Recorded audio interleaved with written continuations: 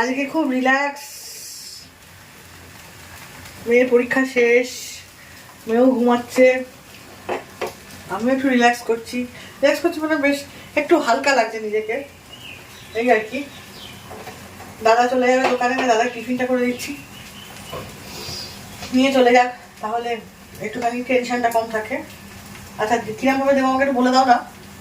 ওই তো দাও, একটা দিকে। হ্যাঁ একটা দেবো, হ্যাঁ, এক পাশে উল্টে দাও, দিয়ে তারপরে একটা দিয়ে দাও, ওই পাশটা উল্টে দাও।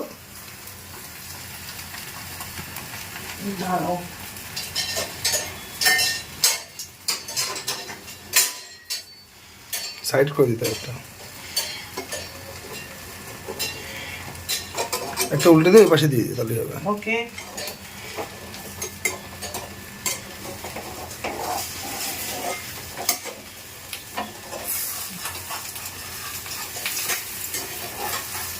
হয়েছে?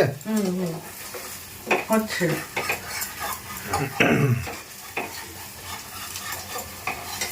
ঠিক আছে, করো।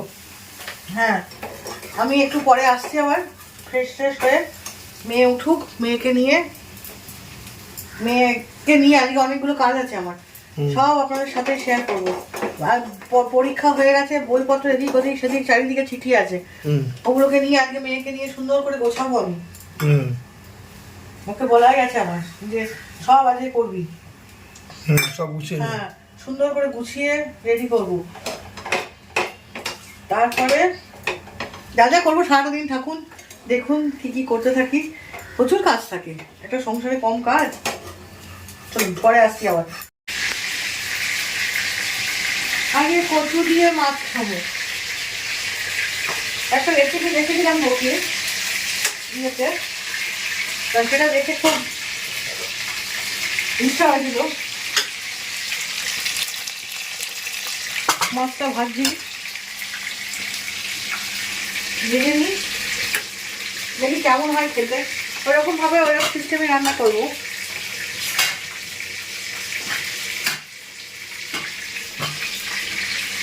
কচুগুলো একটু বড় হয়েছে, কাটা একটু ছোট ছোট করে কেটে নিই। এই মাছটা একটু ভাজা হবে, আর একটুখানি না ভাজলে ইয়ে হবে না, বড় বড় মাছটা একটু তেল দিলে, আর একটু তেল দিলে ভালো হতো। দেখে তেলটা কম হয়ে গেছে। আজকে রান্না হয়েছে ওই যে চিংড়ি মাছ দিয়ে এই ডাঁটাটা খেতে আমার খুব ভালো লাগে, তাই জন্য আজকে এটা রান্না করলাম। একটু বেগুন ভাজা হয়েছে, একটু ডাল হয়েছে, ব্যাস আর কিছু হয়নি। আবার কি চাই গরমে মেনু, কোনো শরীরটাও আমি খুব একটা দুধ নেই, এটাই হয়ে যাবে। ঠিক আছে, মাছটা ভাজা হোক, তারপরে আবার দেখাচ্ছি কীভাবে কি রান্না করি। যেরকম করি সেরকমভাবে রান্নাটা করলাম, করার পরে এই মশলাটা একটু ছড়িয়ে দিলাম। এটা হচ্ছে একটু জিরে ধনে শুকনো খোলায় ভেজে, আর শুকনো লঙ্কা একটুখানি বাটা। একবার রান্না করে দেখবেন, দুর্দান্ত লাগে খেতে। কচু দিয়ে মনে হবে বারবার খাই। কচু দিয়ে শোল মাছ দারুণ খেতে। এর মধ্যে কিন্তু কোনো আলু দিইনি, শুধু কচু। ওকে, তুই ভাত বানাবে, স্নান করতে গেলাম, খিদে পেয়ে গেছে আমার। দেখে নাও তো টেস্টটা, তুমি দেখো না তো টেস্ট, নুন টুন ঠিকঠাক পাই না।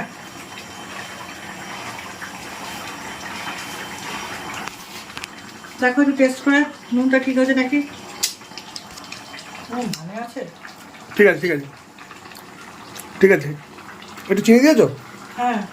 হ্যাঁ ঠিক আছে।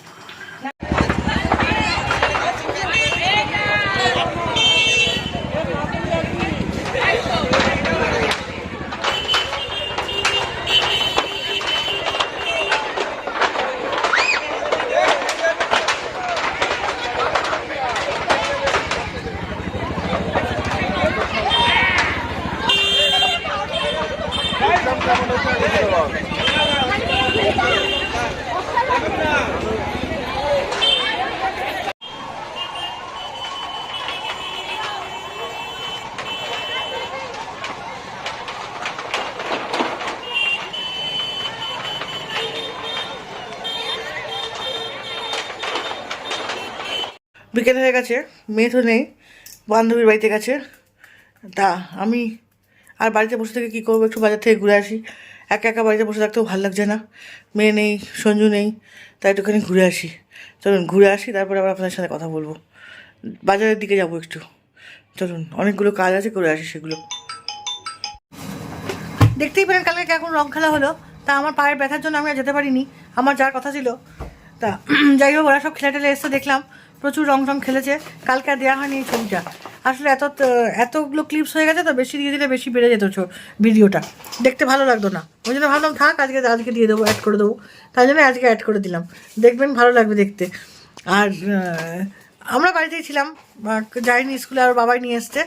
তারপরে ওর একটা বান্ধবী এসেছিলো, আপনারা দেখলেন তো সেদিনকে। এই তো আর কি, আর ভিডিওটা বেশি দূর বাড়াবো না, আজ আমি এখানেই শেষ করছি। কারণ হচ্ছে শরীরটা যে খুব একটা জুতের নেই, মানে খুব অতিরিক্ত গ্যাস হয়ে গেছে মনে হচ্ছে, মানে খুব গা পাকাচ্ছে আর হচ্ছে, ওই জন্য শরীরেও এনার্জি নেই। তাই জন্য আজকের ব্লগটা আমি এখানে শেষ করছি, কালকে আবার নতুন ব্লগ নিয়ে নতুনভাবে নতুন রূপে তোমাদের সামনে আসবো। আজ পর্যন্ত এখানেই, good night, see you, bye bye. ও আপনাদেরকে বলাই হলো না, যদি কারোর ভিডিওটি আমার ভালো লেগে থাকে তাহলে অবশ্যই সাবস্ক্রাইব করে দেবেন। আর যারা সাবস্ক্রাইব করে দেখছেন তাদেরকে অসংখ্য অসংখ্য ধন্যবাদ। আর যারা দেখেননি এখনও, সাবস্ক্রাইব দেখছেন অথচ সাবস্ক্রাইব করেননি, তাদেরকে একটা রিকোয়েস্ট, প্লিজ সাবস্ক্রাইবটা করে দেবেন।